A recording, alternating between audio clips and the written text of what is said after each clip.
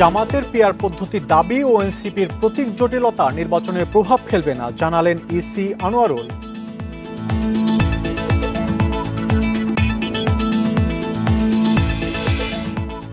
জাতিসংঘ সাধারণ অধিবেশনে অধ্যাপক মোহাম্মদ ইউনূসের ভাষণ রাতে তুলে ধরবেন নির্বাচনী প্রস্তুতি সহ নানা বিষয়।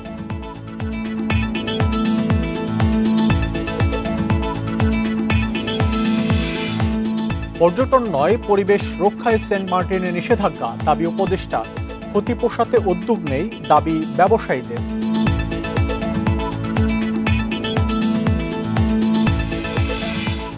উৎসবমুখর দুর্গোৎসব উদযাপনে বিভিন্ন জেলায় প্রস্তুতি, শুধু পূজা নয়, সারা বছরই ধর্মীয় সম্প্রীতি বজায় রাখার আহ্বান।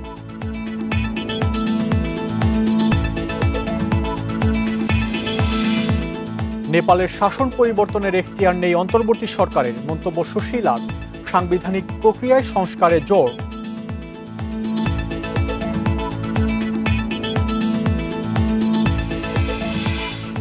স্বাগত বিরতিহীন সংবাদ দুপুরে, আপনাদের সাথে আছি আমি মাহমুদ শরীফ। শুনছিলেন শিরোনাম, এবার বিস্তারিত। পিআর পদ্ধতির দাবিতে জামাতের আন্দোলন এবং এনসিপির শাপলা প্রতীক নিয়ে জটিলতা জাতীয় সংসদ নির্বাচন আয়োজনে কোনো প্রভাব ফেলবে না বলে মন্তব্য করেছেন নির্বাচন কমিশনার আনোয়ারুল ইসলাম সরকার। সকালে চাঁপাইনবাবগঞ্জে কর্মশালার উদ্বোধন শেষে সাংবাদিকদের এসব কথা বলেন তিনি। বলেন, নির্বাচন কমিশন সাংবিধানিক প্রতিষ্ঠান, তাই আইনের ব্যত্যয় ঘটিয়ে কমিশন কোনো কাজ করতে পারে না এবং করবে না। আইনে যেভাবে আছে নির্বাচন কমিশন সেভাবেই নির্বাচনের প্রস্তুতি নিচ্ছে বলে জানান কমিশনার আনোয়ারুল ইসলাম। অতীতে যারা বিতর্কিত ছিলেন তাদের এবার নির্বাচনে দায়িত্ব দেওয়া হবে না বলেও জানান তিনি।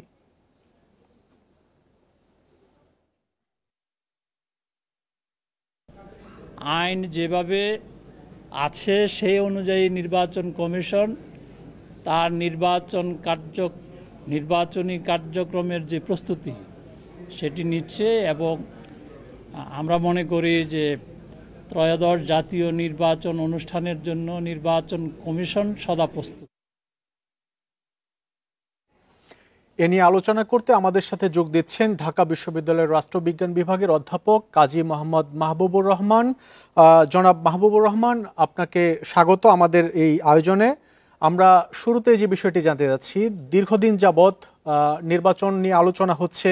এই আলোচনার মধ্যেই জামাত সহ কয়েকটি দল পিআর পদ্ধতিতে নির্বাচনের দাবি তুলছে। আসলে বর্তমান বাস্তবতায় এই দাবি কতটুকু যৌক্তিকতা আছে বলে আপনি মনে করেন? যে জনপ্রিয়তা পিআরের, সেটা হলো কিছু শিক্ষিত ব্যক্তির মধ্যে পিআরের নিয়ে আলোচনা আছে। আপনি জানেন, যতগুলো জরিপ এসেছে সবগুলো জরিপই কিন্তু পিআরের ব্যাপারে সাধারণ মানুষের সেই আগ্রহটা দেখা যাচ্ছে না। আর তাছাড়া এটা তো একটা নতুন সিস্টেম। আমরা তো এই ব্যবস্থাটাতে এই গত এক বছরের সামান্য কিছু আলোচনা ছাড়া তো আগে কখনো এই বিষয়ে আলোচনা করিনি। তো সাধারণ মানুষ কিন্তু এডুকেটেড না এই ব্যাপারটাতে। আপনি যে নতুন একটা সিস্টেম চালু করবেন সেটা ব্যাপারে কিন্তু তারা সেভাবে মানে সোশ্যালাইজড হয়ে ওঠে নাই। আর একটা ব্যাপার হলো যে আমরা কিন্তু 5ই আগস্টের আগে বা অন্য কোনো সময় কখনো কিন্তু বলি নাই যে আমরা এই ধরনের পিআর সিস্টেম চাই। বাংলাদেশের সাধারণ মানুষের কাছ থেকে কিন্তু সেই আবেদনটা, আপিলটা আসেও নাই, ডিমান্ডটা আসেও নাই যে তারা পিআর চায়। আবার আমরা কিন্তু এই পিআর এর সাথে পরিচিতও না। তো এই অবস্থায় এখনই পিআর চালু করলে আমার কাছে মনে হচ্ছে কি যে নাগরিকদের মধ্যে পিআর কে অভ্যস্ত হয়ে যাওয়ার যে ব্যাপারটা সেটা হয়ে উঠবে না। সে কারণে সংবিধান অনুযায়ী যদি মনে করা হয় যে ফার্স্ট পাস্ট দ্য পোস্ট যে সিস্টেমটা আমাদের আগে ছিল, সেই সিস্টেমেই আমরা এই নির্বাচনটা যদি করে ফেলি এবং ভবিষ্যতে যদি সংসদের মধ্যে আলাপ আলোচনা করে আমরা যদি চাই যে পিআর এ যাবো, তাহলে একটা লম্বা সময় আলাপ আলোচনা করে আমরা পরবর্তী নির্বাচনে পিআর কে নিম্নকক্ষে চালু করতে পারি, যদি আমরা একমত হই। আর তাছাড়া কিন্তু আমাদের ঐক্যমত্য কমিশনও কিন্তু পিআর নিয়ে রাজনৈতিক দলগুলো আলাপ আলোচনা একমত হতে পারে নাই। সো এই দুইটা কারণেই আপনি কিন্তু দেখেন পিআর এখন চালু করা আমার কাছে মনে হয় একটা চ্যালেঞ্জ থাকে এবং আরো বেশি ঝুঁকি থাকে। আর এটা তো এভাবে না যে চ্যালেঞ্জ, আসলে এই নির্বাচনের আগ মুহূর্তে পিআর দাবিতে আন্দোলন, যেটি জামাত ইসলামের পক্ষ থেকে আজকেও দেশের বিভিন্ন জেলায় কর্মসূচি পালন করা হচ্ছে এই পিআর ইস্যুতে, নির্বাচন দাবিতে। তো এটি কি আসলে চাপ সৃষ্টি করা কিনা প্রতিপক্ষ বা সরকারের উপর? আমার কাছে সেটা মনে হয় সামনে নির্বাচনকে সামনে রেখে জামাত সহ যে সকল ইসলামী দলগুলো ভবিষ্যতে একটা ইসলামী জোটের মধ্যে আসতে পারে বলে তারা আলাপ আলোচনা করছেন এবং আমাদের সামনে উপস্থাপন করেছেন, সেইটাকে একটা মানে আপনি বলতে পারেন রাজনৈতিক কর্মসূচি এবং সহ বিভিন্ন ইস্যুতে আলোচনা করতে আমাদের সাথে যুক্ত ছিলেন ঢাকা বিশ্ববিদ্যালয়ের অধ্যাপক কাজী মোহাম্মদ মাহবুবুর রহমান। সংযোগটি বিচ্ছিন্ন হওয়ার জন্য আমরা দুঃখিত। জুলাই সনদ বাস্তবায়ন, ফেব্রুয়ারির মধ্যে পিআর পদ্ধতিতে নির্বাচন সহ 5 দফা দাবিতে বিভিন্ন জেলায় বিক্ষোভ মিছিল ও সমাবেশ করেছে জামাত। নাটোরে শহরের মাদ্রাসা মোড় থেকে বিক্ষোভ মিছিল বের হয়ে শহরের গুরুত্বপূর্ণ সড়ক প্রদক্ষিণ করে। সমাবেশে বক্তারা বলেন, পিআর পদ্ধতির মাধ্যমে নির্বাচন হলে প্রত্যেক ভোটের মূল্যায়ন হবে। একই সাথে জুলাই সনদ বাস্তবায়নের দাবি জানান তারা। ঝিনাইদহের পুরাতন ডিসি কোর্ট চত্বর থেকে মিছিল বের করে জামাত। পরে পোস্ট অফিস মোড়ে সমাবেশে বক্তারা বলেন, স্বৈরাচারের রেখে যাওয়া পদ্ধতিতে নির্বাচন সম্ভব নয়। লক্ষ্মীপুরের দক্ষিণ তেমহুনি থেকে বিক্ষোভ মিছিল শেষে পিআর ও সংস্কার বিচার সহ 5 দাবি জানানো হয়। এছাড়া 5 দফা দাবিতে হবিগঞ্জ, পটুয়াখালী সহ বিভিন্ন জেলায় মিছিল ও সমাবেশ করে জামাত।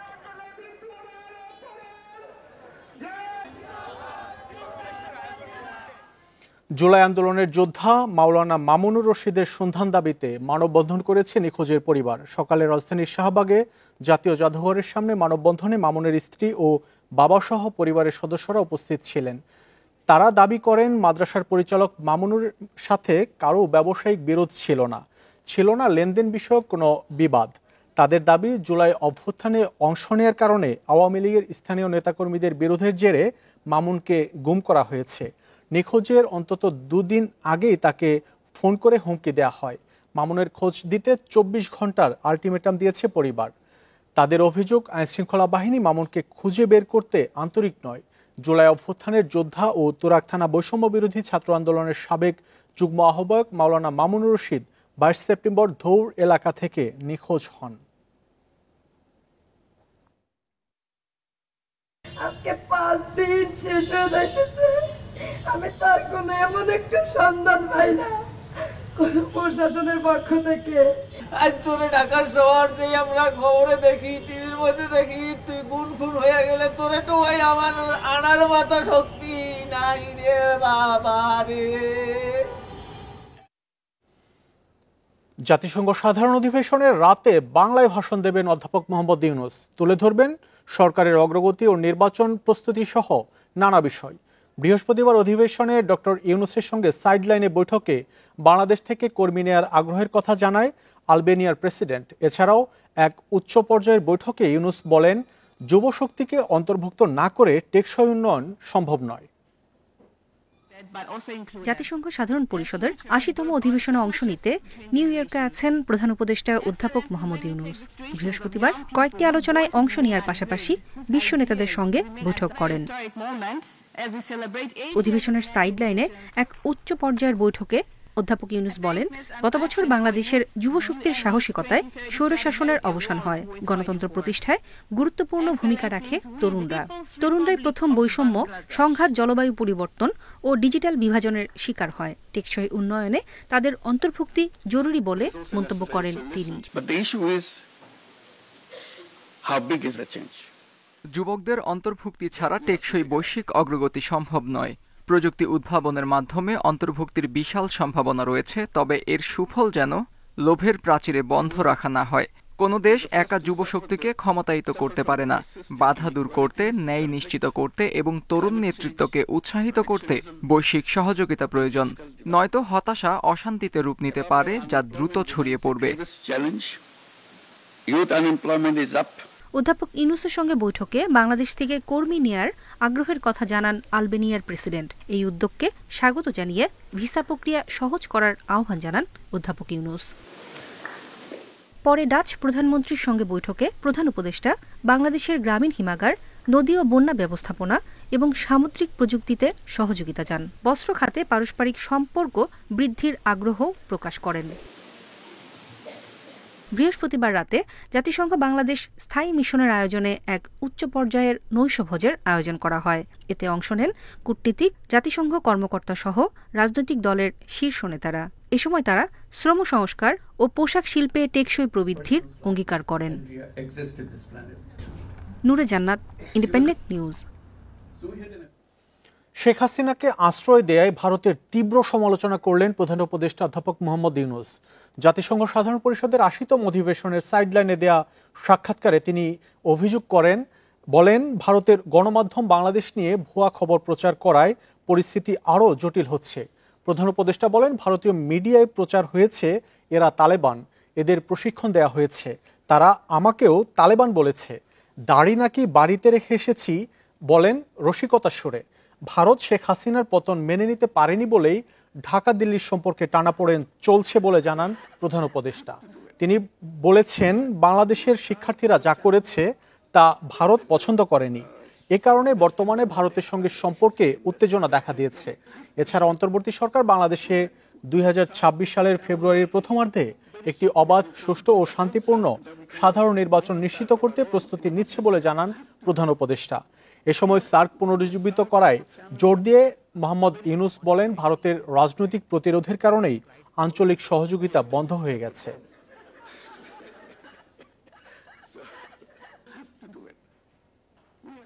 দেশীয় বিশেষজ্ঞ দিয়ে চীনের তিস্তা মহাপরিকল্পনা যাচাইয়ের পরামর্শ বিশ্লেষকদের। বলছেন নদী রক্ষা প্রকল্পের পাশাপাশি ভারতের সাথে পানি বন্টন চুক্তির বাস্তবায়নও জরুরি। ভূ রাজনীতি বিবেচনায় এ উদ্যোগে চীন ভারতের সাথে জাপান ও বিশ্বব্যাংকেও যুক্ত করা উচিত বলে মনে করেন বিশ্লেষকেরা। তিস্তা ঘিরে অর্থনৈতিক পদক্ষেপের ভিত আরও মজবুত হবে।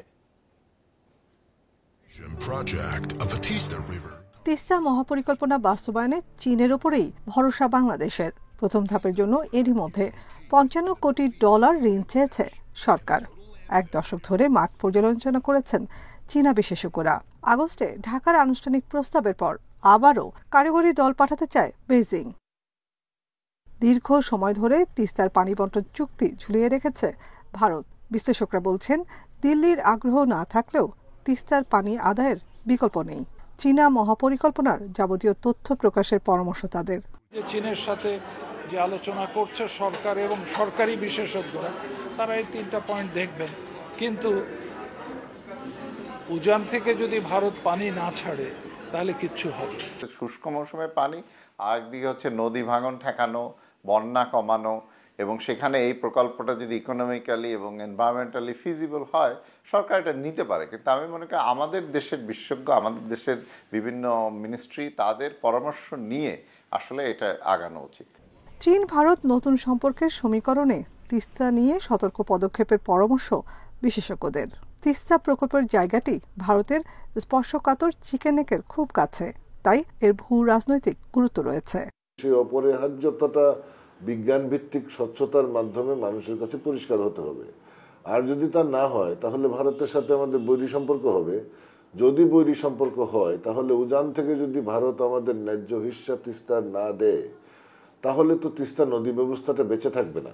জিওপলিটিক্স যেটা আমরা বলছি তার মধ্যে কিন্তু পরিবর্তন হচ্ছে। ভারত, বাংলাদেশ এবং চীন মিলে তিস্তা হতে পারে, আবার একাধিক দেশ মিলেও কিন্তু একটা কনসোর্শিয়াম, যেখানে জাপানও আসতে পারে, ওয়ার্ল্ড ব্যাংকও আসতে পারে। তিস্তা মহাপরিকল্পনার আওতায় নদী শাসন করে ব্যবস্থাপনা, ভাঙন রোধ, জমি পুনরুদ্ধার হবে। তবে এটি পরিবেশ বান্ধব ও বিজ্ঞানসম্মত কিনা তা নিয়ে সংশয়ে বিশ্লেষকেরা। নাফিজাতুল্লাহ, ইন্ডিপেন্ডেন্ট নিউজ, ঢাকা। এ নিয়ে আলোচনা করতে আমাদের সাথে যোগ দিচ্ছেন বুয়েটের পানি এবং বন্যা ব্যবস্থাপনা ইনস্টিটিউটের অধ্যাপক AKM সাইফুল ইসলাম। জনাব সাইফুল ইসলাম, আপনাকে স্বাগত আমাদের এই আয়োজনে। শুরুতে যে বিষয়টি জানতে যাচ্ছি, দীর্ঘদিন যাবৎ তিস্তা মহাপরিকল্পনা নিয়ে নানা আলোচনা চলছে। চীন প্রকল্পটি বাস্তবায়ন করলে বাংলাদেশ আসলে কি কি সুবিধা পেতে পারে? প্রথমে আমি বলবো যে এই প্রকল্পটা হচ্ছে ওই জায়গার নদী ভাঙন রোধ করা, তিস্তার পারে, এবং জমি উদ্ধার, ভূমি পুনরুদ্ধার, এবং এর ফলে ওখানে বন্যার প্রবণতা কমানো। আমরা দেখছি যে প্রতি বছরই তিস্তা বন্যা হয়। কান্ট্রি এখানে ভারতের সাথে আমার যে দীর্ঘমেয়াদী যেতে হবে। আর এই প্রকল্পের কিছু যেটা অলরেডি অনেক বিশেষজ্ঞ আশঙ্কা প্রকাশ করেছে, এবং বিভিন্ন ডিপার্টমেন্ট যারা সংশ্লিষ্ট, বিশেষত পরিবেশ এবং পানি সম্পদ মন্ত্রণালয়, তাদের মাধ্যমে এইটার যে এনভায়রনমেন্টাল কোনো ক্ষতিকর ইম্প্যাক্ট আছে কিনা বা সেগুলি কিভাবে মিটিগেট করা যায়, প্লাস হচ্ছে লং টার্ম আমার যে সেডিমেন্ট একটা এখানে আসতেছে, প্রচুর সেডিমেন্ট আসে আপনি জানেন, বালু আসে, তো সেই এটা আমরা কিভাবে ম্যানেজমেন্ট করবো, এবং বর্ষার সময় এই প্রকল্পের ফলে আমরা এডিশনাল ডাউন স্ট্রিমে ইম্প্যাক্ট হবে কিনা মরফোলজিক্যাল, সেই জিনিসগুলা কিন্তু একটু আমাদের দেশের স্টাডি আমি জানি না হয়েছে কিনা এবং আমরা দেখেছি কিনা, এবং আমরা সেটা নিয়ে আমরা কতটুকু পসিবল, এই কনসার্নটা মানে ইম্পর্টেন্ট। জি, যাচ্ছি ভারতের সাথে যদি তিস্তার পানি বন্টন চুক্তি চূড়ান্ত না হয়, সেক্ষেত্রে এই মহাপরিকল্পনা বাস্তবায়নে কোনো বাধার সম্মুখীন হবে কিনা? সেক্ষেত্রে বর্ষার সময় হয়তো এই প্রকল্প অনেক বেশি সুবিধা দিবে, যেটা আমরা এখন নদী ভাঙন দেখছি বা ভূমি পুনরুদ্ধার, কিন্তু আমরা শুষ্ক মৌসুমে একটা ফ্লোয়িং রিভার থেকে আমরা আশা করি যে ন্যায্য পানি আসবে নদীর স্বাস্থ্য রক্ষায়, যেটা এনভায়রনমেন্টাল ফ্লো বলি। তো সেই চুক্তিটা আসলে আমাদের অভিন্ন 57টা নদীর সাথেই হতে হবে এক সময়, যেটা আমাদের গ্যাঞ্জেস ট্রিটিতে, যেটা আগামী বছর শেষ হবে ডিসেম্বরে। তো এই আলোচনাটা কিন্তু চালিয়ে যেতে হবে, এবং এই কতটুকু কুফল হবে সুফল হবে সেটাও কিন্তু মানে স্টাডি করে দেখতে হবে, যে আমরা আসলে মানে আমরা বলতে চাই যে ওই চুক্তিটাও করতে হবে আর কি। শুষ্ক মৌসুমের পানির ন্যায্যতা, এটা বাংলাদেশে ডাউনস্ট্রিম কান্ট্রি হিসাবে আমরা কিছুদিন আগে UN water course convention sign করেছি, এই সাউথ এশিয়া আমরাই প্রথম। তা আমরা আশা করি যে এখানে শুধু নদী না, নদীর সাথে ইকোসিস্টেম, লাইভলিহুড, জীবন এবং বৈচিত্র্য, জীব বৈচিত্র্য সবগুলি কিন্তু জড়িত। তো শুষ্ক মৌসুমের পানি প্রাপ্তির দরকার আছে, বাংলাদেশের এই আলোচনা আপস্ট্রিম কান্ট্রির সাথে চালিয়ে যেতেই হবে। ইসলাম, চীন ভারত সম্পর্কের যে নতুন সমীকরণ, এই সমীকরণে এই প্রকল্প বাস্তবায়নের ক্ষেত্রে আসলে ভূ রাজনীতিতে যে প্রভাব, সেটি আসলে কিরকম হতে পারে? সেটা হয়তো মানে যারা এই মানে ভূ রাজনীতি নিয়ে কাজ করেন তারা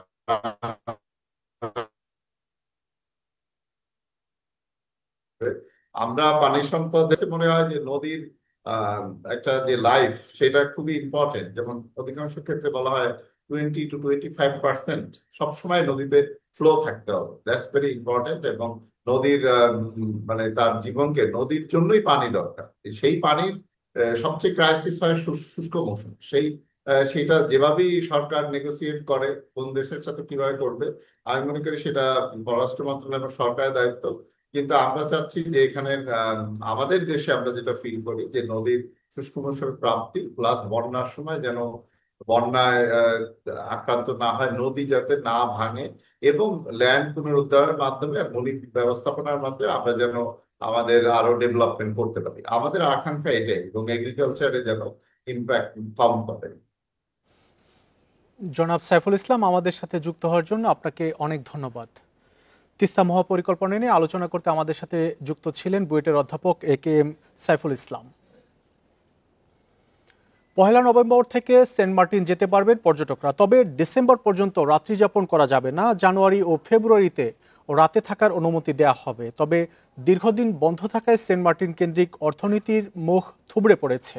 পরিবেশ ও বন উপদেষ্টা বলছেন, ক্ষতি পুষিয়ে নিতে নেওয়া হয়েছে বিকল্প ব্যবস্থা। তবে স্থানীয় ব্যবসায়ীদের অভিযোগ, তাদের ক্ষতি পুষিয়ে নিতে কোনো প্রকল্পই বাস্তবায়ন হয়নি।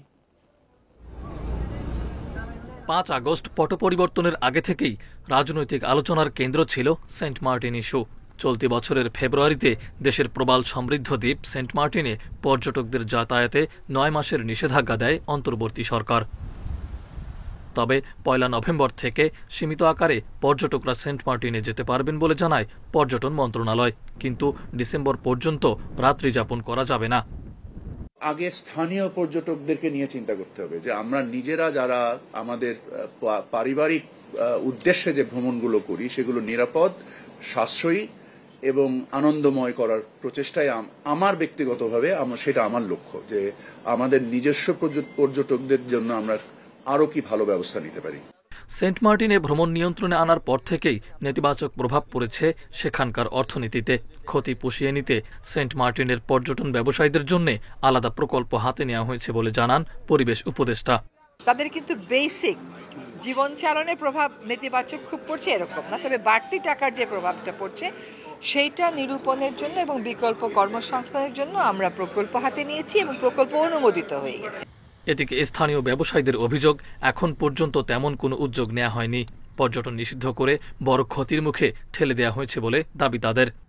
কোনো দৃশ্যমান তো নেই কোনো প্রকল্প, আর আমাদের কোনো সম্পৃক্ততা এখনো পর্যন্ত সরকার বা পরিবেশ অধিদপ্তর বা স্থানীয় প্রশাসন আমাদেরকে সম্পৃক্ত করে না। কোনো ধরনের প্রকল্প এই পর্যন্ত দৃশ্যমান না। কুকুরের জন্য একটা প্রকল্প নিয়েছিল শুনেছি, তাও অপ্রতুল। কুকুররা এখন বলতে গেলে অনেক কুকুর মারা যাচ্ছে। সেন্ট মার্টিনের ব্যবসায়িক সংগঠনগুলো বলছে, পর্যটক সীমিত না করেও বিভিন্ন উদ্যোগ নিয়ে পরিবেশের দূষণ রোধ করা যেত। পর্যটন নিয়ন্ত্রণ করায় যে ক্ষতি হয়েছে তা পূরণের দাবি জানান তারা। মাহফুজার রহমান মিলন, ইন্ডিপেন্ডেন্ট নিউজ, ঢাকা। বাজারে অস্বাভাবিক দামে বিক্রি হচ্ছে শীতের সবজি। কেজিতে 40 টাকা বেড়ে শিম বিক্রি হচ্ছে 200 টাকা দরে। ফুলকপি বিক্রি হচ্ছে 100 থেকে 120 টাকা কেজি। বেশিরভাগ সবজির দাম 70 থেকে 100 টাকা। ব্রয়লার মুরগি কেজি প্রতি বিক্রি হচ্ছে 180 টাকা। টানা বৃষ্টি আর সরবরাহ কমে যাওয়ায় বাজারে ঊর্ধ্বগতি বলছেন ব্যবসায়ীরা। শীতের আগমনী আবহ, সবজির বাজারে শোভা পাচ্ছে সেই দৃশ্য। উঠতে শুরু করেছে শীতের আগাম সবজি, তবে এখনো সাধারণ মানুষের নাগালের বাইরে। আকাশ ছোঁয়া দামে বিক্রি হচ্ছে শীতের সবজি। কেজিতে 40 টাকা বেড়ে শিম বিক্রি হচ্ছে 200 টাকা দরে। ফুলকপি বিক্রি হচ্ছে 100 থেকে 120 টাকা কেজি। বাঁধাকপি 100 টাকা প্রতিটি। প্রাইস অনেক বেশি। পটল নিলাম হচ্ছে 120 টাকা কেজি, তারপরে হচ্ছে আপনার নিয়েছি 120 টাকা কেজি। ওই বেগুন, শাকসবজি সবকিছুর দাম বেড়ে যাচ্ছে। এগুলো তো আস্তে আস্তে মানুষের ক্রয় ক্ষমতার বাইরে চলে যাচ্ছে। খুচরা বাজারে এখন কাঁচা পেঁপে, মিষ্টি কুমড়া ছাড়া কোনো সবজি 70 টাকার নিচে নেই। পটল, করলা, গাজর, শসা, ঝিঙে, লাউ, কাকরোল, ঢেঁড়স কিংবা ধুন্দল সবই বিক্রি হচ্ছে 100 টাকা পর্যন্ত। দোকানিরা টমেটোর দাম হাঁকাচ্ছেন প্রতি কেজি 160 টাকা। বৃষ্টি হইতেছে তো গৃহস্থ খেতে যায় না বা একটু কম যায়, সেজন্য সরবরাহ কম, এই জন্য একটু দাম বেশি। ক্রেতারা বলছেন বাজারের সবজির সমারোহ বেশ, কিন্তু দাম ধরাছোঁয়ার বাইরে, যা মধ্যবিত্তের জন্য দুঃসাধ্য হয়ে উঠেছে। সবজি আসলে স্বর্ণের দামের মতন হয়ে গেছে ভাই, কি বলবো। যারা নিম্ন মধ্যবিত্ত এদের আসলে মানে বেঁচে থাকার কোনো উপায় নাই, এদের পানি খেয়ে বাঁচতে হইব। এদিকে দেশি পেঁয়াজ কেজিতে 5 টাকা কমে বিক্রি হচ্ছে 70 থেকে 75 টাকায়। রসুনের দাম 160 টাকা থেকে 180 টাকা কেজি। আলু প্রকারভেদে বিক্রি হচ্ছে 25 থেকে 30 টাকায়।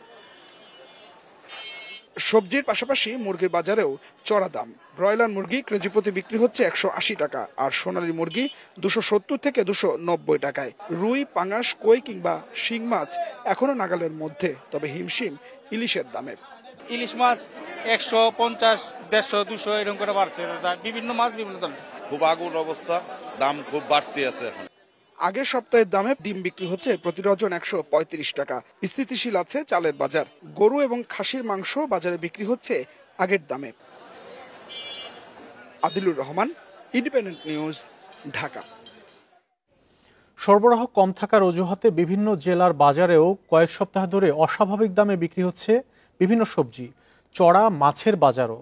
চট্টগ্রামে এক সপ্তাহে সবজির দাম বেড়েছে কেজিতে 10 থেকে 20 টাকা। আলু, পেঁপে ছাড়া বেশিরভাগ সবজি বিক্রি হচ্ছে 80 টাকার উপরে। সরবরাহ কমে যাওয়ার অজুহাতে কেজিতে 50 টাকা বেড়েছে দেশি মুরগির দাম। রাজশাহীর কাঁচা বাজারে 50 টাকার নিচে মিলছে না কোনো সবজি। পেঁয়াজের কেজিতে 5 টাকা বেড়ে বিক্রি হচ্ছে 70 টাকায়। কাঁচামরিচও কিনতে হচ্ছে বেশি দামে। ব্রয়লার মুরগির দাম বাড়লেও কমেছে ডিমের দাম। বরিশালে 60 টাকার নিচে পাওয়া যাচ্ছে না কোনো সবজি। চড়া মাছের দামও। এদিকে বেনাপোল ইলিশের দাম কমেছে কেজিতে 200 থেকে 400 টাকা, ফলে স্বস্তিতে ক্রেতারা। বন্যা চলতেছে বা পানির চাপ বেড়ে গাছগুলো মরে যাইতেছে, সেজন্য সবজি কম আসতেছে। সবসময় তো সবকিছুর দাম বেশি, মধ্যবিত্ত ক্রয় ক্ষমতা বাইরেই থাকে। মাছ তরকারি যে দামে বাড়ছে, ব্যস্ত ততটুকু কেউ নাই। বেতন বাড়ানোর দাবিতে রাজশাহী, চাঁপাইনবাবগঞ্জ ও নাটোর থেকে ঢাকা চট্টগ্রাম রুটের বাস চলাচল বন্ধ রয়েছে। এতে চরম দুর্ভোগে পড়েন যাত্রীরা। চালকরা জানান, দীর্ঘদিন ধরেই বেতন বাড়ানোর জন্য মালিকদের কাছে দাবি জানিয়ে আসছিলেন তারা। একই দাবিতে চলতি মাসের 2 দফা বাস চলাচল বন্ধ রাখা হয়। এ নিয়ে গত মঙ্গলবার ঢাকায় শ্রমিকদের সঙ্গে বৈঠকে বেতন বৃদ্ধির দাবির বিষয়টি সমঝোতা হয়। নতুন বেতন আজ থেকে কার্যকর হওয়ার সিদ্ধান্ত হয়। তবে গতরাতে বাস চলাচল বন্ধ রাখার সিদ্ধান্ত নেয় মালিকপক্ষ। এতে ভোগান্তিতে পড়েন ঢাকা, চট্টগ্রাম, সিলেট, কক্সবাজার রুটের যাত্রীরা। আমরা নতুন বেতনে গাড়ি চালাতে পারবো না, পুরান বেতন দিলে গাড়ি চালাবো, নাইলে আমরা গাড়ি বন্ধ রাখবো। সেই মালিক মহোদয়রা নিজেরাই গাড়ি বন্ধ করে দিয়েছে। ড্রাইভার এবং শ্রমিকের মধ্যে যে দ্বন্দ্ব নিয়ে এখানে বাস এবং অনেক ট্রান্সপোর্টই বন্ধ রয়েছে, যার জন্য আমরা এখানে খুবই ভোগান্তির শিকার হচ্ছি। বাসও বন্ধ, কাউন্টার বন্ধ, সব বন্ধ, যোগাযোগ করতে পারছি না। উৎসবমুখর পরিবেশে বিভিন্ন জেলায় চলছে শারদীয় দুর্গোৎসবের আয়োজন। প্রতিমা শিল্পীদের শেষ মুহূর্তের ব্যস্ততার পাশাপাশি মণ্ডপের সাজসজ্জার কাজও চলছে পুরোদমে। দুর্গাপূজার সার্বিক নিরাপত্তা নিশ্চিতে প্রয়োজনীয় ব্যবস্থার উদ্যোগ নিয়েছে প্রশাসনও। শারদীয় দুর্গোৎসব উপলক্ষে কুষ্টিয়ার প্রায় ২৫০ মণ্ডপ ঘিরে সাজসজ্জা। এর মধ্যে বেশিরভাগ প্রতিমা তৈরি শেষ, চলছে সাজসজ্জার কাজ। দেবী দুর্গার সাথে সাজিয়ে তোলা হচ্ছে কার্তিক, গণেশ, লক্ষ্মী ও সরস্বতীকেও। শেষ সময়ে এসে দম ফেলার ফুরসত নেই যেন প্রতিমা শিল্পীদের। গত বছরের প্রেক্ষাপটের তুলনায় এইবারের আমাদের আয়োজনটা অনেক বেশি। গতানুগতিক আমরা যেভাবে করে আসছি, মনে করছি তার থেকে একটু বেশি আনন্দ উল্লাস করে মা দুর্গার পূজা উদযাপনটা আমরা করতে পারবো। প্রায় ৪ মাস আগে থেকে প্রতিমা তৈরির কাজ শুরু হয়েছে সিরাজগঞ্জের পালপাড়া সহ বিভিন্ন মন্দিরে। এর মধ্যে অনেকে বুঝেও নিয়েছেন প্রতিমা। চুয়াডাঙ্গায় ১১২ মণ্ডপের সাজসজ্জা ও নিরাপত্তা নিশ্চিতে ব্যস্ত আয়োজকরা। এবছর প্রায় সব মণ্ডপেই থাকছে সিসি ক্যামেরা। পাবনা, তারপরে আপনার নাটোর, রাজশাহী, বগুড়া জেলাতে হচ্ছে প্রচুর হচ্ছে ঠাকুর এখান থেকে যায় আর কি। সিসি ক্যামেরা আছে এখানে, পুলিশ আনসার সবাই আসে, আমাদের সবাই দায়িত্ব নিয়ে আমার এখানে পূজা হয়। মাদারীপুরে ৪৭১ পূজা মণ্ডপ ঘিরেও দিনরাতের ব্যস্ততা কারিগর ও পূজা উদযাপন কমিটির সদস্যদের। বাগেরহাটের ৬০৫টি মণ্ডপের মধ্যে ৯০টিকে অধিক গুরুত্বপূর্ণ বিবেচনায় নিয়ে বাড়তি ব্যবস্থার উদ্যোগ নিয়েছে প্রশাসন। কিছু পূজা মণ্ডপকে গুরুত্বপূর্ণ হিসাবে আমরা বিবেচনা করি, সেখানে আমাদের ডিউটিগুলো আমরা একটু বেশি মনোযোগ থাকবে। অন্যান্য পূজা মণ্ডপগুলোতেও আমাদের নিরাপত্তা থাকবে। লক্ষ্মীপুরে এবার ৭৮টি মণ্ডপে অনুষ্ঠিত হবে দুর্গাপূজা। উৎসবমুখর পরিবেশে পূজা উদযাপনের শেষ সময়ের ব্যস্ততা কারিগর আয়োজকদের।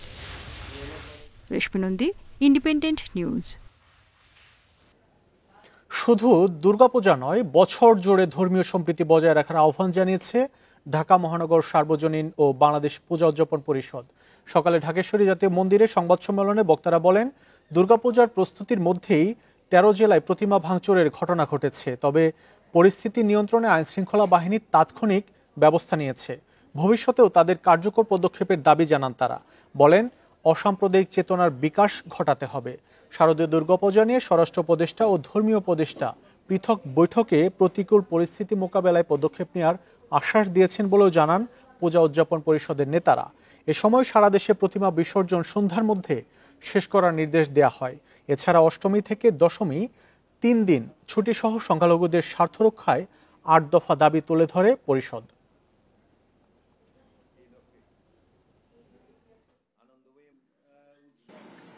ঈদ, পূজা, বড়দিন, বুদ্ধ পূর্ণিমা প্রত্যেক সম্প্রদায়ের কাছে অত্যন্ত পবিত্র। সকল ধর্মীয় সম্প্রদায় তাদের ধর্মীয় অনুষ্ঠানগুলি সর্বোচ্চ শ্রদ্ধা দিয়ে সাত্ত্বিকভাবে উদযাপন করে থাকেন। পবিত্র ধর্মীয় অনুষ্ঠানগুলির উৎসবে সকল সম্প্রদায় মিলেমিশে একাকার হয়ে সার্বজনীন উদযাপন করবে। এটা হচ্ছে বাঙালির শাশ্বত ও চিরায়িত রীতি ঐতিহ্য। শারদীয় দুর্গোৎসবের প্রস্তুতির আরো খবর জানবো সিরাজগঞ্জ এবং নেত্রকোনা থেকে যুক্ত হচ্ছেন সহকর্মীরা। শুরুতে যাব সিরাজগঞ্জে, সেখানে আছেন সহকর্মী দিলীপ কুমার গৌড়। দিলীপ, কি পরিস্থিতি দেখছেন সিরাজগঞ্জে? কতটি মণ্ডপে এবার পূজা পালিত হবে আর সার্বিক নিরাপত্তা ব্যবস্থা কেমন দেখছেন? সিরাজগঞ্জে কিন্তু শারদীয় দুর্গা উৎসবের যে আমেজ, সেই আমেজ ইতিমধ্যে শুরু হয়ে গেছে এবং সিরাজগঞ্জে যেটি বৈশিষ্ট্য রয়েছে যে দুর্গাপূজাকে উপলক্ষ করে পুরো শহর আলোকসজ্জা করা হয়। আমরা দেখি গত ২-৩ দিন ধরে কিন্তু পুরো শহরে আলোকসজ্জা করা হয়েছে। আমি এখন আছি সিরাজগঞ্জের কেন্দ্রীয় মন্দির শ্রী মহাপ্রভু আখড়ায়। এখানে যে দুর্গা প্রতিমা সেটি কিন্তু তৈরি হয়ে গেছে। ইতিমধ্যেই মণ্ডপে দুর্গা প্রতিমা স্থাপন করা হয়েছে এবং এখানে যে সর্বশেষ যে কাজগুলো, সেই কাজগুলো চলছে। মহালয়ার মধ্য দিয়ে সনাতন ধর্মাবলম্বীদের যে দুর্গাপূজার আনুষ্ঠানিকতা সেটা শুরু হয়েছে এবং আগামীকাল পঞ্চমীর ঘট বসবে। এরপরে ষষ্ঠী থেকে কিন্তু দুর্গাপূজা শুরু হবে। সিরাজগঞ্জে এবছর জেলার ৫১১টি মন্দির এবং মণ্ডপে দুর্গাপূজার আয়োজন করা হয়েছে এবং এর মধ্যে সিরাজগঞ্জ পৌর এলাকায় 45টি মন্দিরে পূজা অর্চনা হবে এবং এই 45টি মন্দিরের সহযোগিতায় কিন্তু পুরো শহর এবং শহরতলি আলোকসজ্জা করা হয়েছে। এবং নিরাপত্তার বিষয় যেটি বলছিলেন সেটি হচ্ছে আমরা দেখেছি যে 24 তারিখ থেকে কিন্তু প্রতিটি মন্দির এবং মণ্ডপে আনসার বিটিভির সদস্য মোতায়েন করা আছে। এছাড়া র্যাব এবং পুলিশের টহল রয়েছে এবং 26 তারিখ থেকে কিন্তু প্রত্যেকটি মন্দিরেই যে আনসার সদস্য এবং পুলিশ সদস্য মোতায়েন করা হবে। পাশাপাশি আমরা দেখছি যে প্রতিটি মন্দিরেই নিরাপত্তা ব্যবস্থার জন্য তারা সিসিটিভি ক্যামেরা স্থাপন করেছে। সিরাজগঞ্জ জেলা পূজা উদযাপন পরিষদের সহসভাপতি এবং শহর পূজা উদযাপন পরিষদের সভাপতি হীরক গুণ জানিয়েছেন যে শহরের পূজা যাতে উৎসব পরিবেশে হয় এবং এই সিরাজগঞ্জে কিন্তু দেশের বিভিন্ন অঞ্চল থেকে মানুষ পূজা দেখতে আসে, কারণ একটি শহর পুরো আলোয় আলোকিত হয়েছে। সেই কারণে যে বাড়তি নিরাপত্তা, সেই নিরাপত্তা ব্যবস্থা গ্রহণ করা হয়েছে। পুলিশ সুপার জানিয়েছেন যে সিরাজগঞ্জের শহরের যে পূজা, সেই পূজা যাতে সুন্দরভাবে দর্শনার্থীরা উপভোগ করতে পারে সেই জন্য কিন্তু শহরের যে গুরুত্বপূর্ণ মোড়গুলো আছে সেখান থেকে যাতে বাড়তি পরিবহন ভিতরে ঢুকতে না পারে সেই ব্যবস্থাও করা হচ্ছে। পাশাপাশি যে মালবাহী পরিবহনগুলো আছে সেগুলো শহরের বাইরে যাতে লোড আনলোডিং করে সেই ব্যবস্থা গ্রহণ করা হয়েছে সিরাজগঞ্জ পৌরসভার পক্ষ থেকে। এক কথা বলতে গেলে যে এবারে যে সিরাজগঞ্জে জেলা 511টি মন্দিরে পূজা অর্চনা হবে সেই মন্দিরগুলোর নিরাপত্তা ব্যবস্থার জন্য জেলা পূজা উদযাপন পরিষদ, রাজনৈতিক নেতৃবৃন্দ, প্রশাসন এবং পুলিশ প্রশাসন, আনসার বিডিপি, র্যাব এবং সেনাবাহিনী সবাই কিন্তু যৌথ যে সভা করছে সেই সভা থেকে যে সিদ্ধান্ত সেই সিদ্ধান্তগুলো গৃহীত হয়েছে। পাশাপাশি আমরা দেখেছি যে প্রতিটি মন্দিরেই কিন্তু এই মন্দির কমিটির পক্ষ থেকে স্বেচ্ছাসেবক নিয়োগ করা হয়েছে এবং তারাও কিন্তু পালাক্রমে এই প্রতিমাগুলো এবং মন্দির এলাকা পাহারা দিচ্ছে।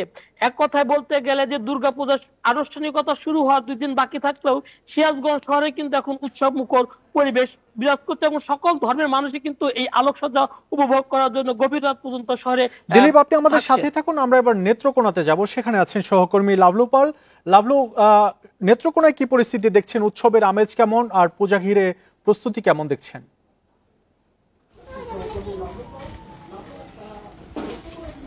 নেত্রকোনায় কিন্তু বলতে গেলে যে শারদীয় দুর্গোৎসবের যে একটা আনন্দঘন যে আমেজ, যে উৎসবের যে মেজাজ, সেটি কিন্তু আসলে শুরু হয়ে গেছে।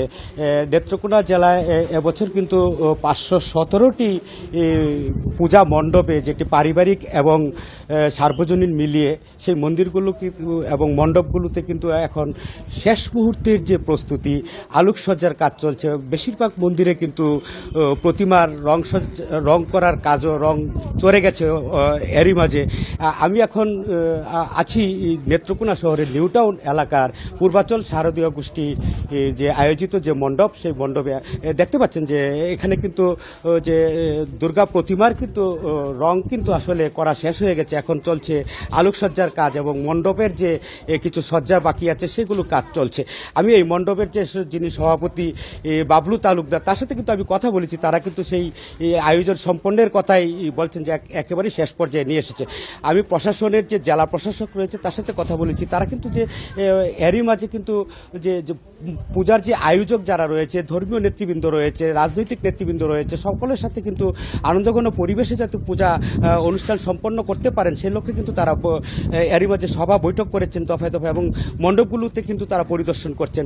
জেলা পুলিশেরও কিন্তু একই কার্যক্রম চলছে। তবে আপনাকে আরেকটি তথ্য আমি জানিয়ে রাখি যে নেত্রকোনা জেলা কিন্তু হাওর অঞ্চল এবং পাহাড়ি অঞ্চল হওয়ায় কিন্তু এখানে দুর্গাপুর এবং কলমাকান্দা ভারতের যে মেঘালয় সীমান্ত রয়েছে সেই সীমান্ত এলাকায় কিছু সংবেদনশীলতার কথা বলছিলেন এখানকার যে 31 বিজিবির যিনি অধিনায়ক লেফটেন্যান্ট কর্নেল কামরুজ্জামান।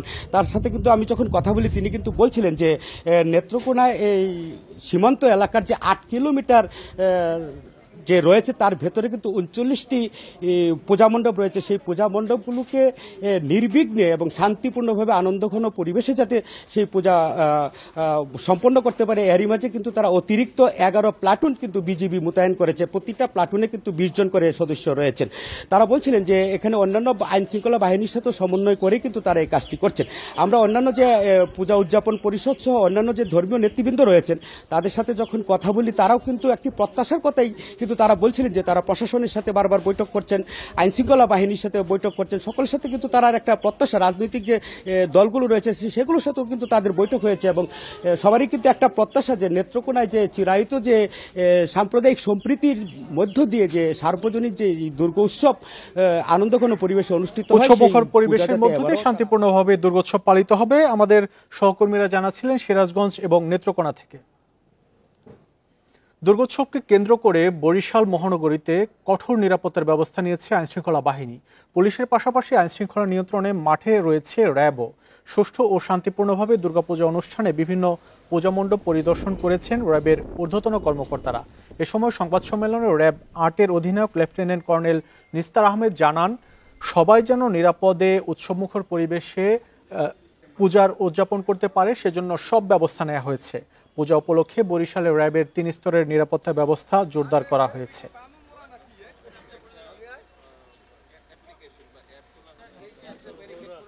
প্রত্যেকটি উপজেলার জন্য একজন করে ফোকাল পয়েন্ট অফিসার আমরা নির্ধারণ করে দিয়েছি।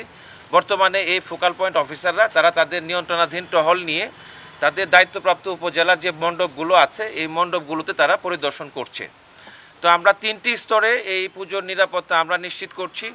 9 দিনেও উদ্ধার হয়নি বাংলাদেশ কৃষি বিশ্ববিদ্যালয় থেকে চুরি হওয়া 13টি ভেড়া। বন্ধ রয়েছে বিশ্ববিদ্যালয়ের গবেষণা কার্যক্রম, ব্যাহত হচ্ছে শিক্ষার্থীদের গবেষণার কাজও। উন্নত জাতের এসব ভেড়া উদ্ধারে চেষ্টা চালাচ্ছে পুলিশ। গত 17 সেপ্টেম্বর ময়মনসিংহে বাংলাদেশ কৃষি বিশ্ববিদ্যালয়ের গবেষণার জন্য পালন করা দরপার ও গাডল জাতের 13টি ভেড়া চুরি হয়। উন্নত জাতের এসব ভেড়ার এক একটির ওজন 43 থেকে 60 কেজি পর্যন্ত।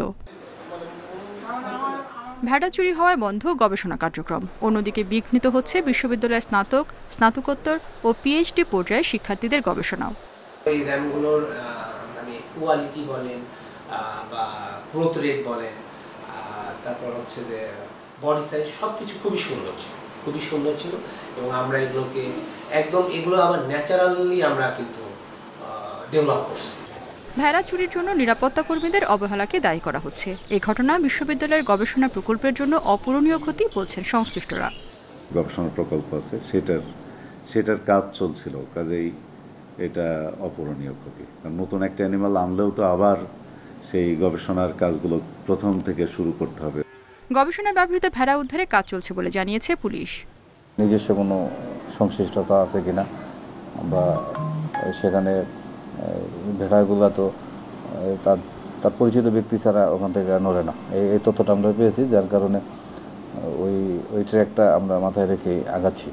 গত 1 আগস্ট ট্রেনে কাটা পড়ে এই গবেষণা প্রকল্পের 22টি ভেড়ার মৃত্যু হয়। বর্তমানে ছোট বড় মিলিয়ে মাত্র 6টি ভেড়া অবশিষ্ট আছে। Independent news. এই ছিল বিরতিহীন সংবাদ দুপুরে। ইন্ডিপেন্ডেন্ট টেলিভিশনের সব খবর বিস্তারিত জানতে চোখ রাখুন ইউটিউব, ফেসবুক এবং এক্সে। এতক্ষণ সাথে থাকার জন্য ধন্যবাদ সবাইকে।